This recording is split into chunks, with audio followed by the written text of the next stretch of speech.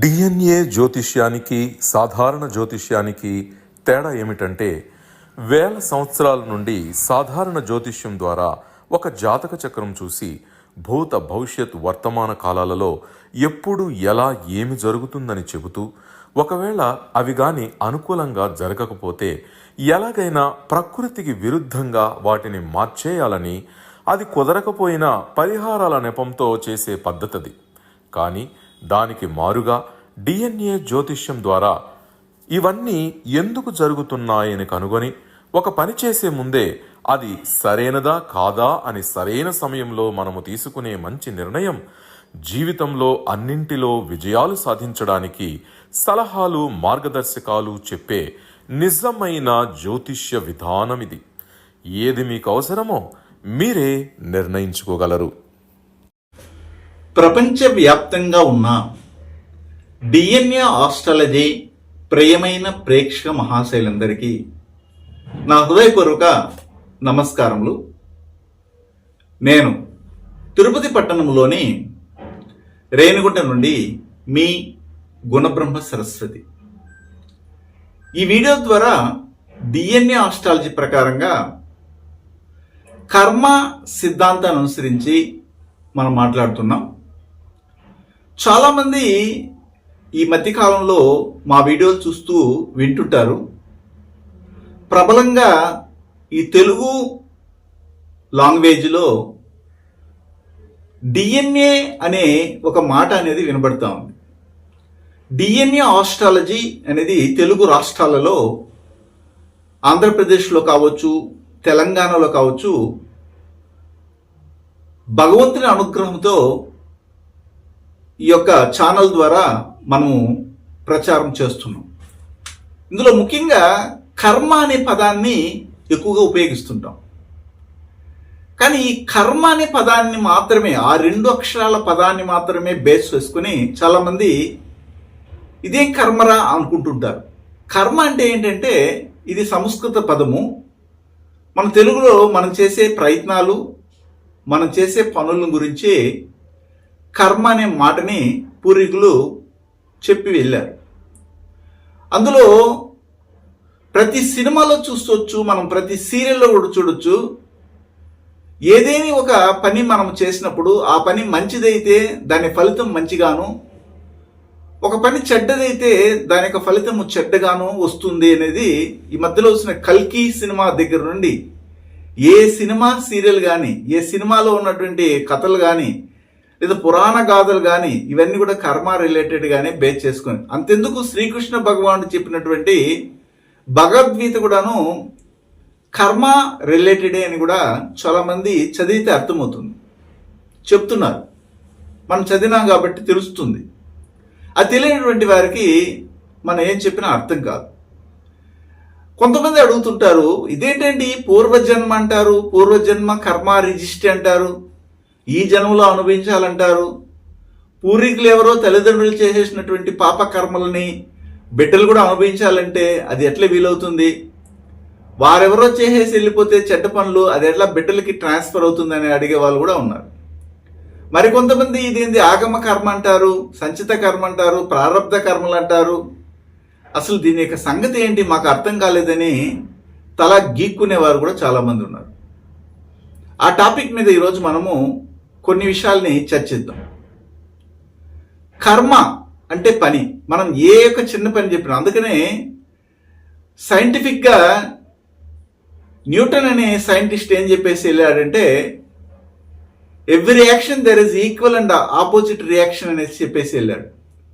మనం చేసే ప్రతి పనికి, అంటే మనం చేసే చర్యకు ప్రతిచర్య అనేది ఉంటుంది. మనం ఈరోజు ఒకరిని ఏడిపిస్తే రేపు మనల్ని ఏడిపిస్తారు. మనం ఈరోజు ఒకరిని మోసం చేస్తే వేరే వాళ్ళు మనల్ని దానికి రెట్టింపుగా మోసం చేసి పడేస్తారు. మనం ఈరోజు ఒకరి యొక్క మనసుని నొప్పిస్తే రేపు ఇంకా దానికంటే ఎక్కువగా మనం బాధపడవలసిన పరిస్థితి ఈ కర్మ అనేది వచ్చి మన ముందర నిలబడుతుంది. కర్మ never forget address wear ever hide. భగవంతుని కూడాను కర్మ అనేది వేధిస్తుంది, కర్మ వదలదు అనేది మనము వాక్య రూపంలో వింటున్నాము. అది ప్రాక్టికల్గా చాలామంది అనుభవిస్తున్నారు, ఇంక్లూడింగ్ మనం కూడా అని చెప్పొచ్చు. ఎవరైనా కానీ అనుభవించాల్సింది. అయితే ఏంటిది, మాకెందుకు ఈ కర్మ పెట్టింది అనే సాధారణమైనటువంటి ఒక వర్డ్ అనేది ప్రతి ఒక్కరి నోట్లో వినబడుతుంటుంది.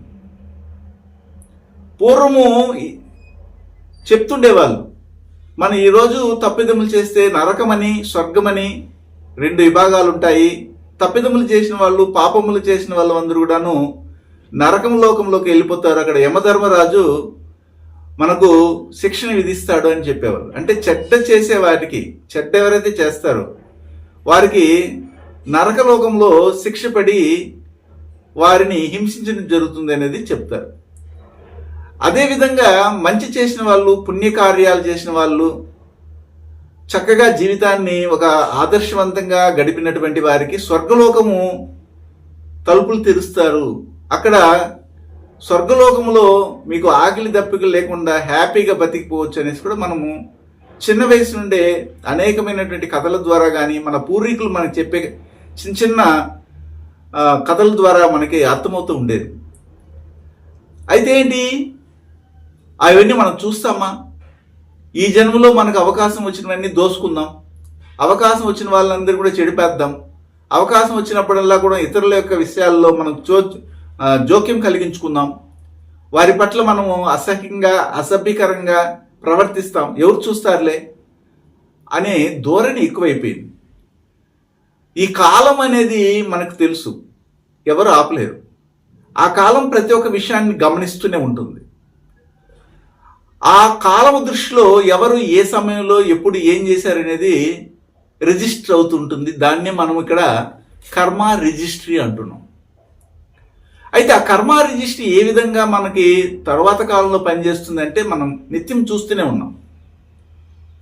కొంతమంది అంటుంటారు, మేము ఎవరికి ఒక పాపం చేయలేదే, ఎవరిని మేము హింసించలేదే, కానీ మాకెందుకు ఈ కష్టాలు అని బాధపడుతుంటారు. కానీ వారు ఇప్పుడు పోయిండొచ్చు, కానీ దాని ఫలితాన్ని ఇప్పుడు వారు ఈ రూపంలో అనుభవిస్తున్నారని ఎందుకు అనుకోరు? ఒక జన్మ మనకు కలగడానికి పూర్వీకులు మన పూర్వీకులు అంటారు. అంటే మనం ఏ కుటుంబంలోనైతే పుట్టుంటామో ఆ కుటుంబంలో ఉన్నటువంటి వ్యక్తులు, వారు పూర్వ జన్మలో చేసినటువంటి పాప పుణ్య కర్మలు, మనము పూర్వ జన్మలో చేసినటువంటి పాప పుణ్య కర్మల ద్వారానే ఆ గూటి పక్షులు, అంటే ఒక గూటి పక్షులు ఒక గూటిలో చేరుతాయి అంటారు. అంటే ఏ పక్షులు ఒక గూటిలో ఉంటాయి, దానికి సంబంధించిన జాతి పక్షులే ఉంటాయి. అలాగా ఒక కుటుంబంలో ఏ కర్మారిజిస్తో ఉన్నటువంటి మనుషులు ఉంటారో వారు పూర్వీకులు లేదా వీరు చేసినటువంటి పాప పుణ్య కర్మలను అనుసరించి ఆ ఇంట్లో వచ్చి చేరడం అనేది జరుగుతుంది. ఇది మనకి తెలిసినటువంటి విషయమే.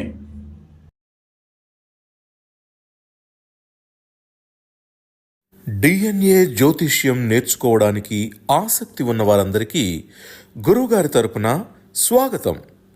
దైవజ్ఞ శ్రీ గుణబ్రహ్మ సరస్వతి గారి నుండి ఆన్లైన్ ఆడియో క్లాసుల ద్వారా అద్భుతమైన ఈ వంశపారంపర్య జ్యోతిష్యంను బేసిక్స్ నుండి అడ్వాన్స్ వరకు నేర్చుకోవాలంటే మీరు ఒక్కసారిగా ఫీజు చెల్లించేస్తే మిమ్మల్ని డిఎన్ఏ వాట్సాప్ గ్రూప్లో యాడ్ చేసినప్పటి నుండి మీ జీవితకాలం డిఎన్ఏ జ్యోతిష్యానికి సంబంధించిన క్రొత్త అప్డేట్స్ని ఆ వాట్సాప్ గ్రూప్లో నిరంతరం పొందవచ్చు. ఫీజు చెల్లించిన వెంటనే జరిగిపోయిన పాఠాలు మీ ఈమెయిల్ ఐడి ఇస్తే గూగుల్ డ్రైవ్కి మొదటే గురువుగారు పంపిస్తారు. అందులో మీకేదైనా డౌట్స్ వస్తే జూమ్ క్లాస్లో గురువుగారే స్వయంగా క్లియర్ చేస్తారు. పీడిఎఫ్ కానీ ప్రింటింగ్ మెటీరియల్ కానీ ఇవ్వబడదని గమనించగలరు. ఇప్పుడు ఒకరు ఒక బస్సులో ప్రయాణం చేస్తున్నారంటే అది తిరుపతి నుండి చెన్నైకి వెళ్తుందంటే అందులో వెళ్ళేవారు అందరూ ఒక 60 మంది ఉంటే ఈ తిరుపతి నుండి చెన్నైకి చేరే వాళ్ళు ఉంటారు, తిరుపతి నుండి చెన్నై మధ్యదారులు దిగిపోయే వాళ్ళు ఉంటారు. కానీ రూట్ అనేది ఒకటే. అంటే ఆ బస్సు అనేది ఒక గూడైతే ఆ గూట్లో ఉన్నటువంటి మనుషులు ఒక గూటి పక్షులు అన్నట్టుగా. అదేవిధంగా మనం ఒక కుటుంబంలో పుడుతున్నామంటే పూర్వం మనం చేసినటువంటి పాప పుణ్య కర్మలను బట్టి మనం తీసుకున్నటువంటి కర్మ రిజిస్ట్రీ, ఆ కుటుంబంలో ఉన్నటువంటి వ్యక్తులకే మనం ఎందుకు పుట్టాలి, అమ్మా నాన్నలుగా వాళ్ళు ఎందుకు అవ్వాలంటే వారు పూర్వీకుల ద్వారా పొందినటువంటి ద్వారా మనకు ఇప్పుడు ఆ ఇల్లు ప్రాప్తమైంది అనేది మనం గమనిస్తాం. ఇప్పుడు ఉదాహరణకి ఈ కర్మ సిద్ధాంతాన్ని ఒకసారి మర్చిపోదాం. పూర్వ జన్మలో ఒకవేళ అది మీరు నమ్మగలిగితే, పూర్వజన్మలో వాళ్ళు కనబడిన వాళ్ళందరూ కూడాను మానసికంగా హింసిస్తుండడం, మాటలతో హింసించడం, తల్లిని ఏడిపించడం, లేకపోతే తల్లి వయసులో ఉన్నటువంటి వారిని హింసించడం, మానసికమైన ఒత్తిడికి గురి అవ్వడము, వారు ఏడుస్తుంటే వీరు వెనక నుండి నవ్వుకోవడం. ఇప్పుడు మనం చాలా చూస్తుంటాం. అంతెందుకు మనకు ఎదురుగా కనబడుతుంటే సీరియల్స్లో కానీ సినిమాల్లో ఎక్కువ కనబడుతుంటుంది. మీకు బాగా అర్థమవుతుంటుంది కూడా. అది తెలియదు, మనం చేసే తప్పులు తెలియకపోవచ్చు. ఎదుటివారు మన సినిమాలు టీవీలు చూసినప్పుడు ఎలాగ వాళ్ళు ఒకరినొకరు హింసిస్తుంటారో మనం ఇక్కడ నుంచి కామెంట్ చేస్తుంటాం, అలాంటి వాళ్ళని తిడుతుంటాం. కానీ అదే పనులు మనం చేస్తుంటాం, మనకు తెలియదు ఆ కర్మ మనం చేసే పని. అలాగా పూర్వజన్మలో ఎవరైతే ఇతరుల యొక్క మనసుని నొప్పించుంటారో, హింసించుంటారో, ఒక శాడిజం లాగా, ఒక సైకో లాగా ఇతరుల్ని హింసించుంటారో,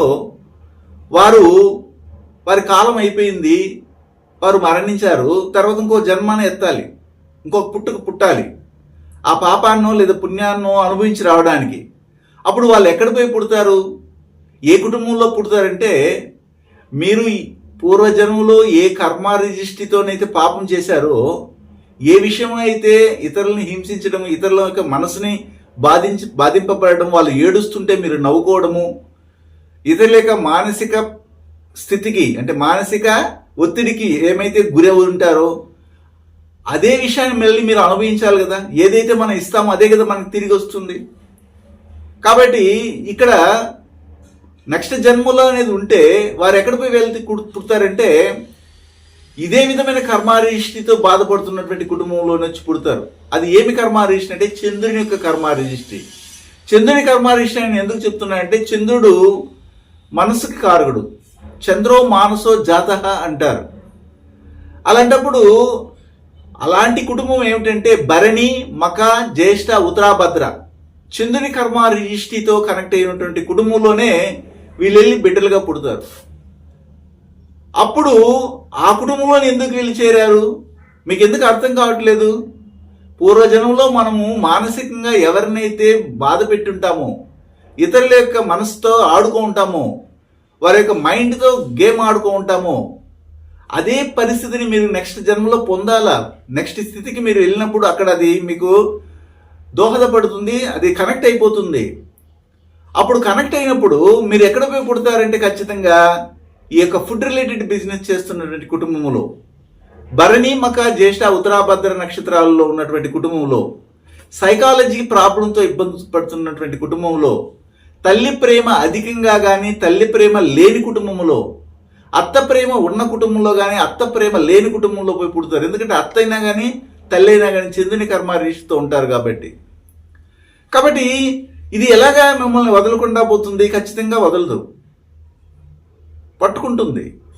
అదేవిధంగా కొంతమంది మనం చూస్తుంటాం, ఈ జన్మలో చూస్తుంటాం, పూర్వజన్మలో ఏమిటో మనకు తెలియదు. అయితే పూర్వజన్మలో వాళ్ళు ఏమై చేస్తుంటారు అనేది ఇప్పుడు మనం తెలుసుకున్నటువంటి డిఎన్ఏ ఆస్ట్రాలజీ ప్రకారంగా, ఓహో పూర్వజన్మలో నేనేం పాపం చేశానో ఇలాంటి అనుభవిస్తున్నాననేది పైకి మాట్లాడుతుంటారు. కానీ నిజంగానే వాళ్ళ పూర్వజన్మలో అదే సంబంధమైనటువంటి పాపకర్మలు చేసుకొని ఈ యొక్క పాపాన్ని ఇక్కడ అనుభవిస్తుంటారు, దాని ఫలితాన్ని ఇక్కడ అనుభవిస్తుంటారు.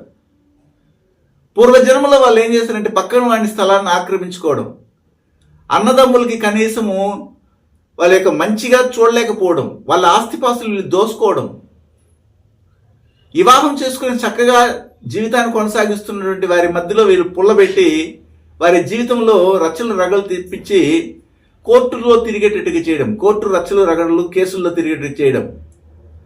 అలాగే భాగస్వామి పరిష్కారాలు చేసేటప్పుడు అనవసరమైనటువంటి గొడవలు పడి చెల్లెళ్ళకి కానీ అక్కకి కానీ వాళ్ళ కుటుంబ సభ్యులకి మధ్యలో మానసిక ఒత్తిడికి గురి చేసి నిద్ర లేకుండా చేయడం.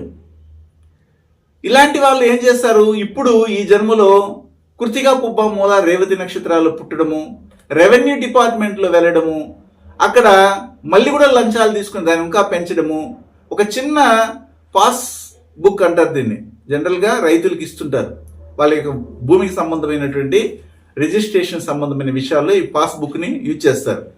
దాన్ని ఇవ్వడానికి కొన్ని వేల లక్షల రూపాయలు లంచాలు తీసుకోవడం, మరి వీళ్ళ కుటుంబం మళ్ళీ నెక్స్ట్ దానికి పంచాలి కదా, అది అలాగే మళ్ళీ ట్రాన్స్ఫర్ అవుతుంది. అప్పుడు అదే కుటుంబంలో త్వరగా విధవరాలు అవుతున్నటువంటి బిడ్డలు ఉండడము, వాళ్ళ కూతురుంటే తొందరగా విధవరాలు అయిపోవడము, లేకపోతే భార్యాభర్తల మీద గొడవలు పడి విడిపోవడము, భర్త భార్య ఉన్నా కానీ ఒకే ఇంట్లో కానీ వాళ్ళ మధ్య సంసార జీవితం లేక నరకప్రాయమైన జీవితాన్ని అనుభవించడం, ఇవన్నీ ఎక్కడ జరుగుతున్నాయి అనుకుంటున్నారు? పూర్వజన్మలో ఈ యొక్క వ్యక్తి లేదా వ్యక్తులు చేసినటువంటి పాప కర్మలు అలాగే రిఫ్లెక్ట్ అవుతాయి. అందుకని every reaction there is equal and opposite reaction అని చెప్పాం. అది న్యూటన్ లా. అంటే చర్యకు ప్రతిచర్య ఉంటుంది.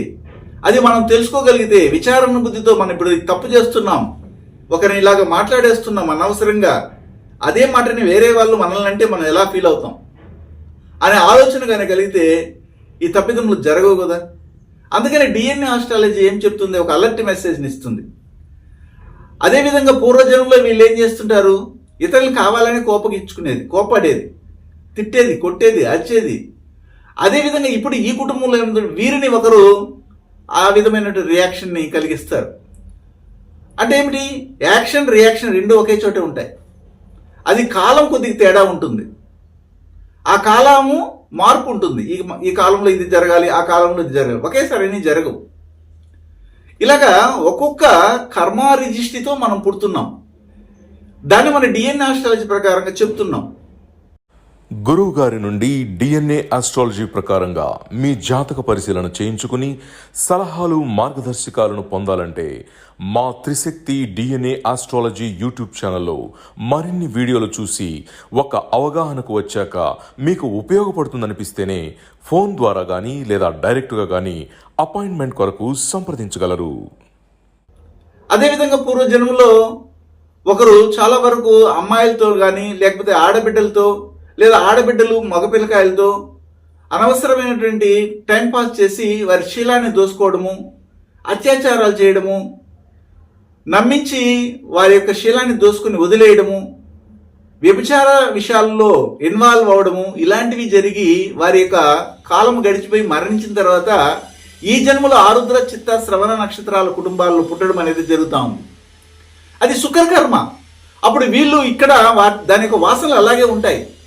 అందుకని చూస్తున్నాం మనం ఈ శ్రవణ నక్షత్రంలో పుట్టినటువంటి కుటుంబ పరంపరలో చూడండి, కంపల్సరీగా లవ్ ఫెయిల్యూర్ అయి ఉండడము, తర్వాత వచ్చి లవ్ సక్సెస్ అయినా కానీ లవ్ మ్యారేజ్కి వెళ్ళిపోవడము, వివాహ జీవితం సరిగా లేకపోవడము, ఒకవేళ వారి మధ్యలో అనవసరమైనటువంటి ఇల్లీగల్ కాంటాక్ట్స్ కలగడము, అలగడము, ఒకరి మీద ఒకరు నిందలు వేసుకోవడము, శరీరాన్ని హింసించుకోవడము, అంటే ఏమిటి? ఈ బ్లేడ్లతోనూ కత్తులతో కోసుకోవడము, రక్త తర్పణలు ఇవ్వడము, ఇలాంటివన్నీ కూడా జరుగుతుంటాయి. ఈ చిత్తా నక్షత్రంలో పుట్టినటువంటి కుటుంబ పరంపరలో చూడండి, మోస్ట్లీ ఒక పిడివాదం ఏర్పడుతుంది. స్త్రీల్లో కానీ పురుషుల్లో కానీ అధికమైన కోపం కలిగించడము, అదేవిధంగా పెళ్లి కాకమునిపే ప్రీ మ్యారేటికల్గా ఇన్వాల్వ్మెంట్ పొందడము, అలా ఇన్వాల్వ్మెంట్లో సక్సెస్ అవ్వడము, ఫెయిల్ అవ్వడం రెండు ఉంటాయి. ఎదుటివారు ప్రవోకింగ్ చేయడము, వీరు లొంగకపోవడము, వీరే వాళ్ళకి ఇష్టమై వాళ్ళ దగ్గరికి వెళ్ళిపోవడము, ఇలాంటివి కూడా జరుగుతున్నటువంటి నక్షత్రాలు వారి క్యారెక్టర్ని మన డిఎన్ఏ ఆస్ట్రాలజీలో చెప్తాం.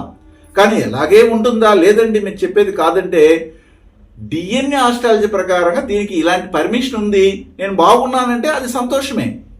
అది మనల్ని లాగుతుంది. ఆ కర్మ అనేది ఏం చేస్తుందంటే ఎవరినైనా వదలదు, తనలోకి లాక్కుంటుంది. ప్రకృతి కూడా అంతే, తన వైపు తిప్పుకుంటుంది, అందులో చెడ్డని ఇస్తూనే ఉంటుంది. ఆ చెడ్డ ఇచ్చినప్పుడు దాని నుండి మనం తప్పించుకోగలిగితే దానిలో ఒక ఊబిలో మనం పడకుండా ఉండగలమని మాత్రం అలర్ట్ మెసేజ్ ఇస్తాం.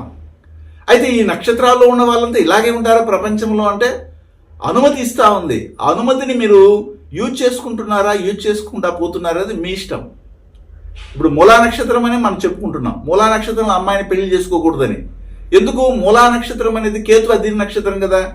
అప్పుడు కేతు అంటే భక్తి పారాయణ తత్వానికి లేకపోతే ఒక స్పిరిచువల్ అలవాట్లకి మంచిగా ఉన్నటువంటి గ్రహం కదా. ఆ గ్రహ అధీన నక్షత్రమైనటువంటి మూలలో ఉన్నటువంటి అమ్మాయిని ఎందుకు పెళ్లి చేసుకోకూడదు అంటున్నారు? మీకు ఎప్పుడైనా తెలుసా?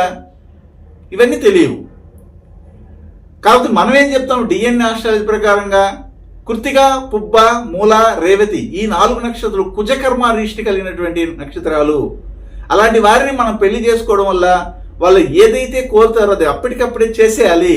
అర్జెన్సీ ఉంటుంది వాళ్ళ దగ్గర, ఓపికతనం ఉండదు, కోపం అధికంగా ఉంటుంది. అలాంటి నక్షత్రాల్లో అమ్మాయిలు కానీ పుడితే వాళ్ళు ఇతరుల దగ్గరికి వెళ్ళినప్పుడు, మెట్టింటికి వెళ్ళినప్పుడు అక్కడ వాళ్ళ సౌఖ్యమైన జీవితాన్ని పొందలేరు. వాళ్ళ యొక్క మెజారిటీ ఎలా ఉంటుంది, ఎనర్జెటిక్గా ఉంటుంది. అప్పుడు వాళ్ళ ఆలోచనలు ఎలా ఉంటాయంటే పాజిటివ్గా ఉంటాయి. దానికి తగ్గట్టుగా ఆ కుటుంబం సెట్ కాదు, అందుకని వీళ్ళు బయటకు వచ్చేస్తారు, లేకపోతే విడిపోతున్నారు. అందుకని ఈ మూలా నక్షత్రంలో పుట్టిన అమ్మాయిని వివాహం చేసుకునేదానికి కొద్దిగా జాగ్రత్తగా మనం స్టెప్స్ తీసుకోవాలి అని పూర్వీకులు చెప్పేసిపోయినారు. కానీ ఏం చెప్పారు, మూల, జ్యేష్ఠ, ధనిష్ట, ఆశ్లేష ఇలాంటి కొన్ని నక్షత్రాలకి పేడ పూసి దానికి చెడ్డని అలంకరించారు. దానివల్ల చాలామంది బిడ్డలు అప్సెట్ అవుతున్నారు, సఫర్ అవుతున్నారు. కాబట్టి ఇలాగ జ్యోతిష్యం అనేది మనకి ఎందుకు ఉపయోగపడుతుందంటే సలహాలని మరియు మార్గదర్శకంగా తీసుకుని ముందుకెళ్ళడానికి ఉపయోగపడుతుంది, కానీ ప్రెడిక్షన్ కొరకు మాత్రం కాదని నేను అనేక మార్లు చెప్తుంటాను. నేను ఈ విషయం ఇక్కడ ఒక డిస్క్లైమర్ మీకు ఇవ్వాలి. అదేమిటంటే మా దగ్గర ఎవరైనా కానీ డిఎన్ఏ ఆస్ట్రాలజీ ప్రకారంగా జ్యోతిష్య విశ్లేషణ కావాలి, మీ జాతకాన్ని పరిశీలించుకోవాలంటే మా యొక్క యూట్యూబ్ ఛానల్లో ఒక 20-30 వీడియోలు చూడండి. ఒక అవగాహన వచ్చిన తర్వాత రాండి. అలా వచ్చి మా దగ్గర చెప్పించుకున్న వాళ్ళు కూడాను మీరు బాగుపడండి. అంతేగాని మీ ఫ్రెండ్స్కి, మీ శ్రేయభిలాషులకి ఫోన్ చేసి నా నెంబర్ ఇచ్చేసి ఆయన దగ్గర చెప్పించుకోమని చెప్పకండి. ఎందుకంటే వాళ్ళకు మీరు చెప్పాలనుకుంటే డిఎన్ఏ ఆస్ట్రాలజీకి సంబంధించిన తెలుగులో వచ్చే వీడియోలని ఒక 20-30 వీడియోలు చూసి ఆ తర్వాత కావాలంటే ఫోన్ అపాయింట్మెంట్ తీసుకోమని దయచేసి సలహా ఇవ్వండి. అంతేగాని నా నెంబర్ ఇచ్చేసి వెంటనే వారికి ఫోన్ చేసేసి ఆ అపాయింట్మెంట్ బుక్ చేయమని మాత్రం దయచేసి చెప్పకండి. ఎందుకంటే మీకున్నటువంటి అవగాహన మీరు ఎవరికైతే ఫోన్ నెంబర్ ఇస్తారో వాళ్ళకి ఉండకపోవడం వల్ల వాళ్ళు ఎప్పటికి లాగానే ట్రెడిషనల్ అస్ట్రాలజీ పరమైనటువంటి క్వశ్చన్స్ని మమ్మల్ని అడుగుతున్నారు. వారు మేము చెప్పే విషయాలకి సాటిస్ఫై కావటం లేదు. అందుకని ప్రతి ఒక్క వీడియోలో నేను డిస్క్లైమర్ వేస్తుంటాను. మీకు మా దగ్గర నుండి అపాయింట్మెంట్ కావాలంటే మరిన్ని వీడియోల్ని డిఎన్ఏ ఆస్ట్రాలజీ ప్రకారంగా చూసి ఒక అవగాహనకు వచ్చిన తర్వాత మాత్రమే మా నుండి డిఎన్ఏ ఆస్ట్రాలజీ అపాయింట్మెంట్ని బుక్ చేసుకొని చెప్పించుకోండి అంటుంటాం. ఇది గమనించకుండానే బుక్ చేసి అనవసరమైనటువంటి పనికి మాలినటువంటి జ్యోతిష్య విధానాల ద్వారా మమ్మల్ని ఇబ్బంది పెడుతున్నారు. దయచేసి అలాగే ఎవరు కానీ మాకు ఫోన్ చేయకండి. తదుపరి ఒక కర్మని మనం పొందుతున్నాము. ఆ కర్మ రిజిస్ట్రీ ఏ విధంగా వస్తూ ఉందో అదే విధంగానే పూర్వీకులు చేసినటువంటి పాపకర్మను కూడా మనం పొందగలుగుతున్నాం. ఒకరు అడుగుతారు, అదేంటండి మా నాన్న చేసిన తప్పిదములన్నిటి నేను ఎందుకు బాధ్యత వహించాలి అంటే, మీ నాన్న మీ తల్లిదండ్రులు చేకూర్చి పెట్టినటువంటి ఆస్తిపాస్తులు మాత్రం పంచుకోవడానికి సిద్ధంగా సంకలెగరేసుకుని వచ్చేస్తున్నారే, మరి వారు చేసినటువంటి పాపకర్మలు పుణ్యకర్మలను కూడా మీరు పంచుకోవాలి కదా. అందుకని ఆ క్వశ్చన్ అనేది అనవసరమైన క్వశ్చన్. కొంతమంది అడుగుతుంటారు ఏమనంటే, మా పూర్వీకులు చేసినటువంటి పాపాలని మేము ఎందుకంటే అనుభవించాలి అంటారు. మరి అలాంటప్పుడు వాళ్ళు పాపం చేసో పుణ్యం చేసో చేకూర్చినటువంటి ఆస్తిపాస్తులను మాత్రం పంచుకోవడానికి ఒకరినొకరు కొట్టుకొని చంపుకొని కత్తులతో నరుక్కొని కోర్టుల వైపు ఎందుకు పరిగిస్తున్నారు? అప్పుడు దాన్ని కూడా వదిలేయవచ్చు కదా. అన్నింటినీ సమానంగా షేర్ చేసుకోవాల్సిన అవసరం ఇక్కడ ఏర్పడుతుంది. కాబట్టి ఈ కర్మ రిజిస్ట్రీ అనేది మనల్ని ఒక నీడలాగా వెంటాడుతూనే ఉంటుంది. ఒకవేళ మీరు వద్దనుకున్నా అది మాత్రం మిమ్మల్ని వదలదు. మీరు ఎంత దూరం వెళ్ళినా కానీ ఇక్కడ ఉండి కొంతమంది అంటుంటారు, ఇల్లు బాగలేదండి, ఇల్లు మార్చేస్తామండి, ఇంకొక ఇంటికి పోతామంటే కొంతమంది మహానుభావులు ఇంకొక ఇంటికి వెళ్ళిపోయింది బాగుండదు. మీరు ఏ ఇంటికి వెళ్ళినా ఎంత దూరం వెళ్ళినా ఆ కర్మ అనేది మేము వదలదు, అక్కడ కూడా మళ్ళీ వెంటాడుతుంది. మీరు ఒకవేళ చెన్నైలో నుండి అమెరికాకి వెళ్ళినా లేదా ఢిల్లీ నుండి న్యూయార్క్ వెళ్ళినా అక్కడికి మీరు చేసినటువంటి కర్మ ఫలితం అనేది వెంటాడుతూనే వస్తుంది. ఎక్కడికి పోయినా దానికి కావాల్సినటువంటి మూల్యం మీరు చెల్లించవలసిందే. అదేదో ఇక్కడే వండుకొని మీరు చేసే కర్మ, మీరు చేసే పనులు సవ్యంగానే ఉంటే ఎక్కడైనా బాగుపడతారు కదా. ఇది గమనించగలరు.